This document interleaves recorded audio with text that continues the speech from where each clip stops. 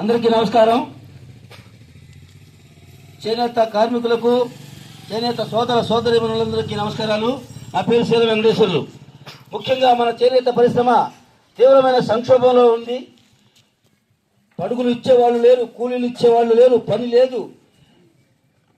వ్యవస్థ అంతా కునారిల్లిపోయి దిగజారిపోయి ఆఖరికి బట్టలు కొనేవాడు లేడు, మార్కెట్ సదుపాయం లేదు, ప్రభుత్వాలు పట్టించుకోవటం లేదు. కాబట్టి చేనేత పరిశ్రమ ఇంత దారుణమైన పరిస్థితికి దిగజారిపోయింది. కాబట్టి మన చేనేత నాయకులంతా కలిసి 16 సంఘాలు కలిసి రాష్ట్ర వ్యాప్తంగా 26 జిల్లాల నుంచి రేపు 22వ తారీఖున చలో మంగళగిరి చేనేత మహాధర్నాకి పిలుపునివ్వటం జరిగింది.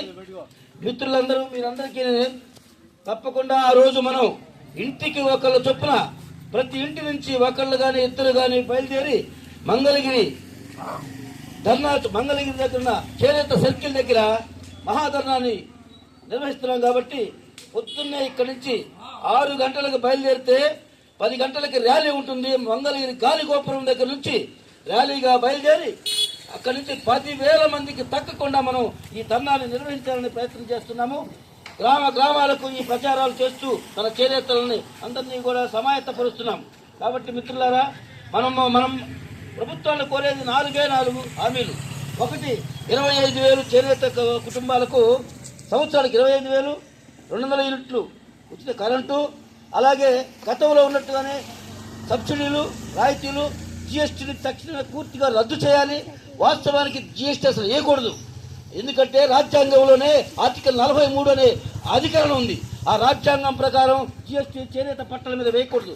కానీ ఈ పాలకులు, కేంద్ర ప్రభుత్వం జిఎస్టీ వేసి మనం నడ్డి గెలిచింది, మగ్గాన్ని నరికినంత పని చేసింది. కాబట్టి మిత్రులారా, కేంద్ర రాష్ట్ర ప్రభుత్వాల మీద మన వ్యతిరేకం కాదు, ఏ రాజకీయ పార్టీకి మన వ్యతిరేకం కాదు. మన హక్కులను కాపాడుకోవటం, మనకు ఇచ్చిన హామీలను నిలబెట్టుకోవటం, చేనేతను బతికించుకోవటం మాత్రమే మన ముందున్న కర్తవ్యం. కాబట్టి ఏకైక లక్ష్యంతో రాష్ట్రంలో ఉన్న నలుమూలల నుంచి నాయకులంతా పనిచేస్తున్నారు. రేపు 22వ తారీఖు ఆదివారం రోజున మంగళగిరి మెయిన్ సెంటర్లోనే, మంగళగిరి అంటే బైపాస్ పక్కనే ఉంటుంది నేతన్న సర్కిల్, అక్కడే ఈ యొక్క మహాధర్నా జరగబోతుంది. కాబట్టి ఇక్కడి నుంచి, రాష్ట్రం నుంచి నలుమూల నుంచి వచ్చిన ప్రతి ఒక్కరికి కూడా అక్కడ భోజనాల సదుపాయం కూడా ఏర్పాటు చేస్తున్నాము. మీరంతా కూడా ప్రతి కష్టమనుకోకుండా, ఎందుకంటే ఈ చేనేత ఉద్యమం ఇది కనుక మనం సక్సెస్ చేసుకోకపోతే ఇక చేనేతను మర్చిపోవాలనే పరిస్థితి వస్తుంది. చేనేతకు బతకదు.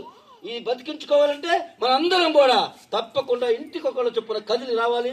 మహిళలు, ముఖ్యంగా మహిళలు కూడా, ఎందుకంటే చేనేతలు 18 కులాలను 18 లక్షల మంది ఉన్నాం, కానీ మనం బయటికి రావట్లేదు. అందుకే పాలకులకు మన మీద చిన్న చూపు. మనం ఏదైనా మనకు చేయటంలా, ఎందుకంటే వీళ్ళు బయటికి రారు, మనం ఏం చేసినా సరిపోతుంది అనుకున్నారు. ఈ ఒక్కసారి కనుక మన సత్తా ఏంటో చూపించి 10,000 మందికి తగ్గకుండా ధర్నా చేస్తే మన కోరికలు అన్ని తీరుతాయి. అలాగే మన చేనేతలకు కూడా రాజకీయ భవిష్యత్తు కూడా ఉంటుంది. రాజకీయాల్లో కూడా మనం ఉంటేనే మన కులాలకు న్యాయం జరుగుతుంది. మీ అందరికీ తెలియపరుచుకుంటూ ఈ అవకాశం ఇచ్చిన ఈ 300 కాలనీ ప్రజలకు, మహిళా మిత్రులకు, మన చేనేత నాయకులకు అందరూ కూడా పేరు పేరున నమస్కారాలు తెలియజేసుకుంటూ, వర్ధిల్లాలి చేనేత పరిశ్రమ, వర్ధిల్లాలి చేనేతల ఐక్యత, జోహార్ ప్రగడ కోటయ్య, జోహార్ కొండ రామయ్య, జోహార్ కొండ లక్ష్మణ బాపూజీ. జై హింద్.